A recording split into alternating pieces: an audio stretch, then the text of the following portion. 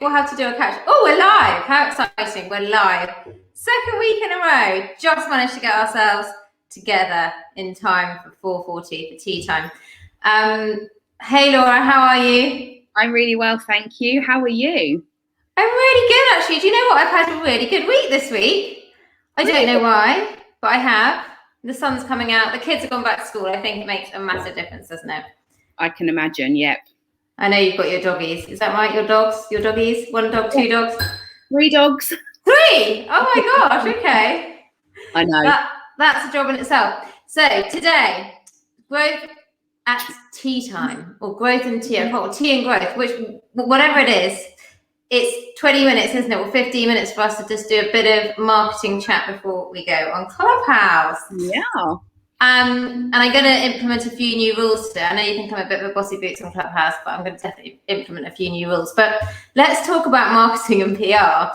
And I think it's really great if we share some of the kind of topics that are coming up. So I don't know if you saw that I shared with you some of the things that we were talking about last week. And I think one of the things that kept coming up is everyone wanted social. It's my microphone is on. Everyone wanted social media help. They're all asking for social media and Instagram. And I got the impression that people think that their business is going to live or die by Instagram. And unless you are a very specific type of business, I kind of think like if you're selling a product and it's really affordable and someone can just see it and sort of buy it and you can use Instagram ads and stuff, that's great. But for a lot of businesses, you're going to need more than just an Instagram touch point, aren't you? Yes. And I hear it so much. And actually, I saw something in a Facebook group that I was in earlier, and I was like, oh, I'm going to get Emmy's take on this. And she asked the question about needing a marketing manager, and she said, but how is that different to a social media manager? I was just I was literally just like, Janine is saying there's more to life than Instagram. Janine, I love that. It's almost like we planted you as a speaker to say there's more to life than Instagram, but there is.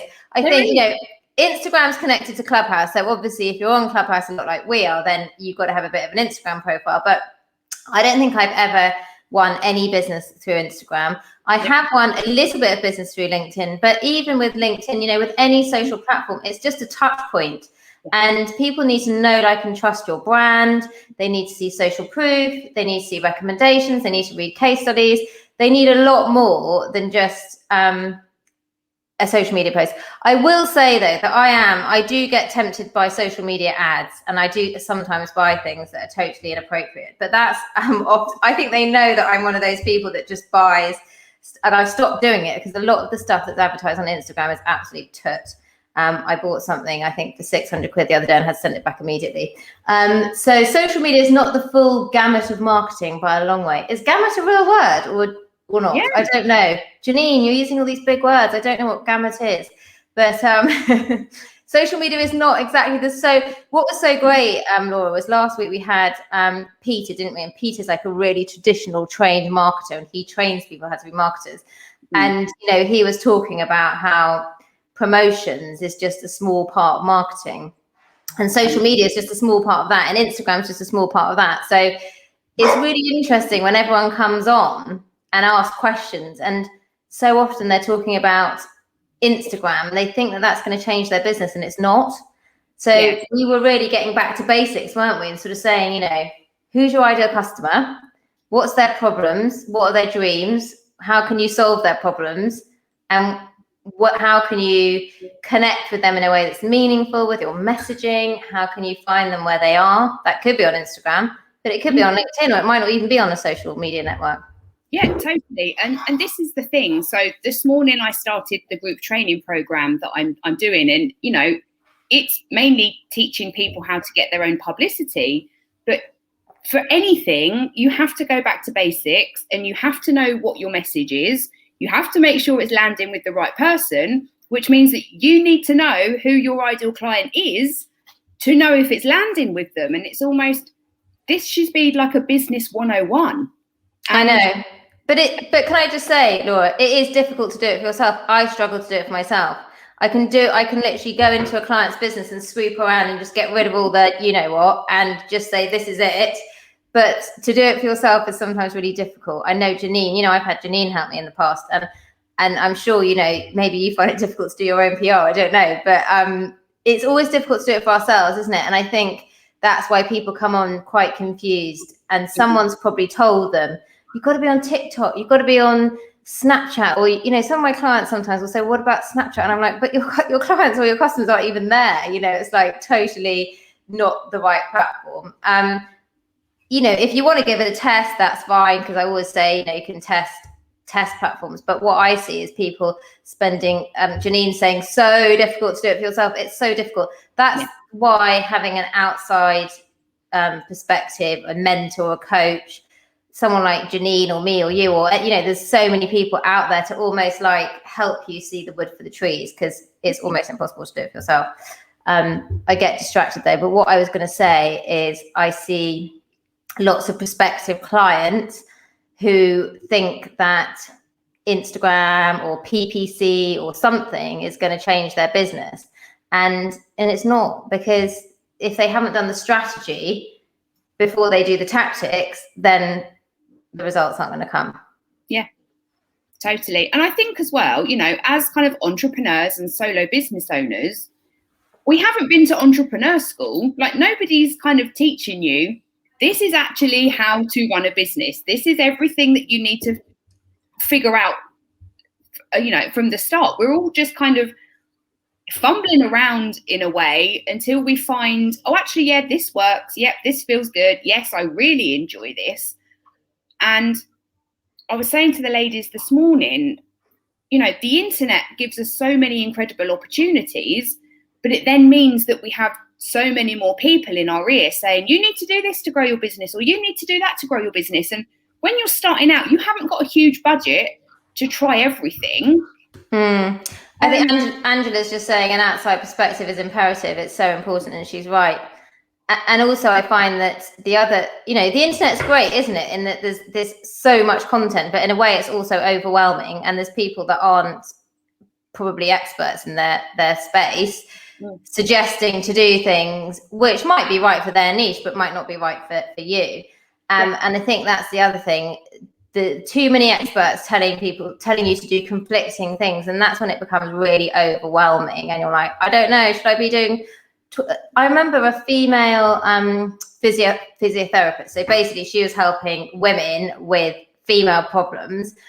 Talking about being on Twitter, and I was like, if someone's got a problem with themselves that's like an intimate problem, they're going to want to go to someone they know, like, and trust.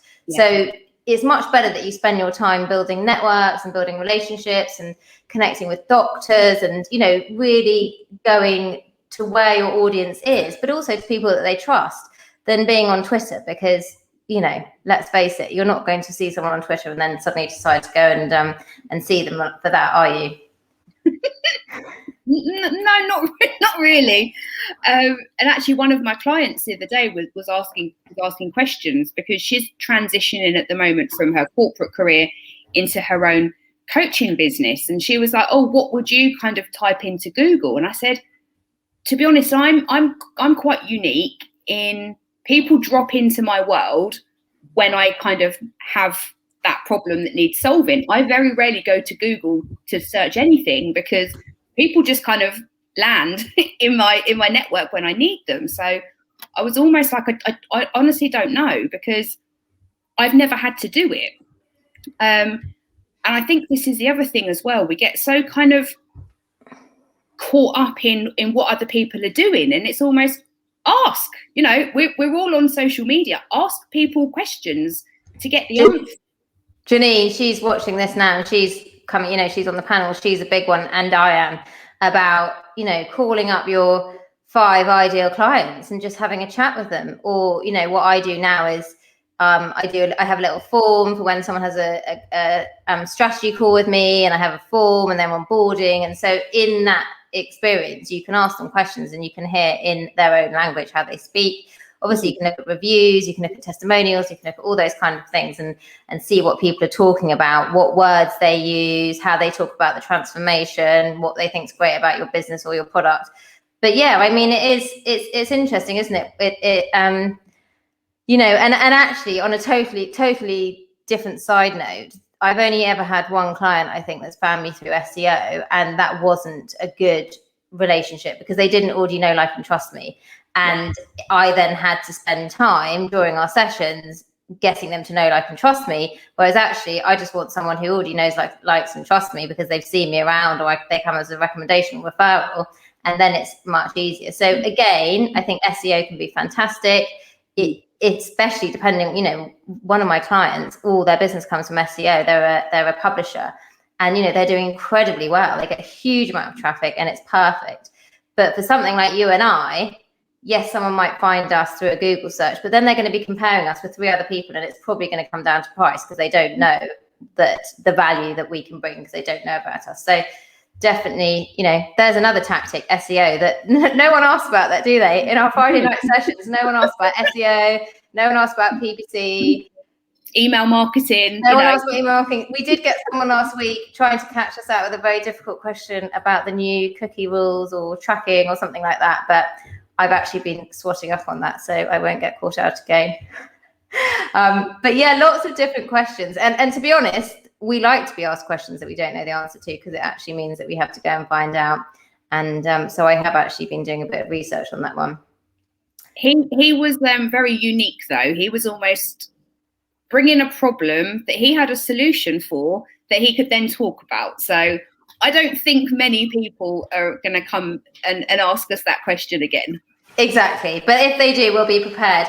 And you know what, Janine, I'm going mad. I just saw a comment from Janine. You know what, Laura, it is good to be challenged. It's good for people to ask us questions that we don't know about, because I mean, Janine said email marketing's dead, but then she's got a smiley face. Yeah. I was like, email marketing's dead. Janine, you love email marketing.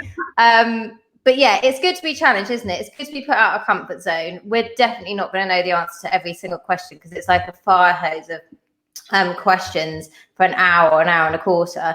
But we love it. And if we don't know the answer, we can go away and we can swat up on it, and then we can get back in touch. And actually, that is something that when I've got my head around this new rule, Google's been sending emails out about it. I can definitely share it with everyone, because, you know, it is relevant to some people for sure. So we're on in a few minutes, aren't we? Is there anything else that you'd like to share before we leave to have a quick break before we hop into Clubhouse? Anything that's come up in the last... We had a lot of bakeries last week, didn't we? Did we have 2 people with an online bakery? Yeah, we did. Yeah. But the thing is, the questions that we get, usually we sound like a broken record with our answer, because it is partner with other businesses who have a similar audience to yours. Okay. Do your research, know who your ideal client is, and figure out where they're hanging out. It's the answer to everything. It is. I think that's the basics, isn't it? And yeah, I mean, marketing's such a massive topic, isn't it? It covers everything from, like, branding and pricing. You know, there's so much to be talked about.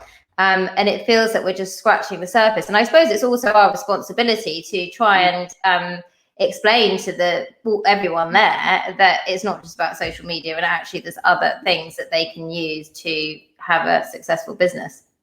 Yeah, no, absolutely. And I think as well, you kind of touched on it at the start of this conversation, is if you're product based, then a platform like Instagram can work really well for you. But if you're service based, you're having to work a lot harder to kind of educate people on what it is that you do, why they need you, where they come into your kind of world, what part of their business cycle do they need you. So I think there are other platforms that allow you to do that better. I don't think that's a very good use of the English language, but Janine saying marketing is actually really simple. Don't tell anyone.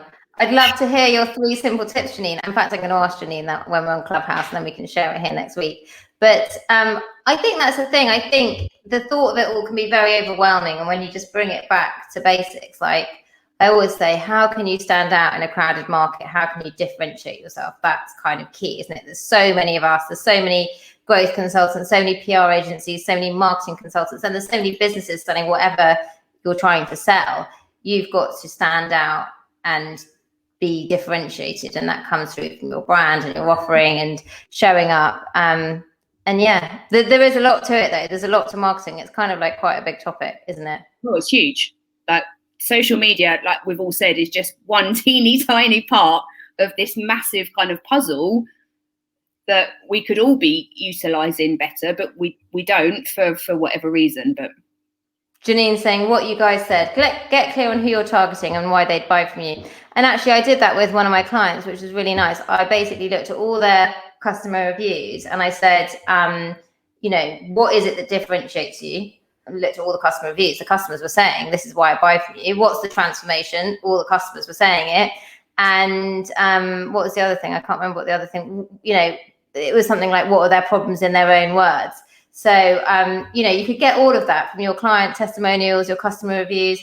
Janine saying she loves Laura. Do you mean Laura Perks on this LinkedIn Live? I think she does. I think she loves you.